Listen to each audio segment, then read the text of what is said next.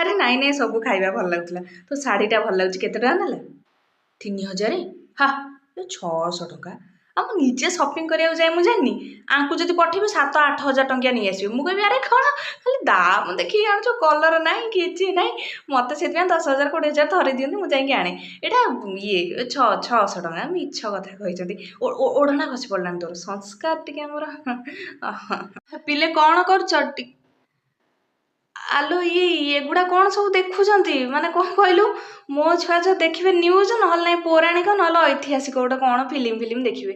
ଏଗୁଡ଼ା ସବୁ ମୁଁ ଏ ବୟସରୁ ଦେଖାଏନି। ଏଗୁଡ଼ା ସଂସ୍କାର ନୁହଁ ନା, ତୁ ଶିଖେଇବା କଥା କ'ଣ?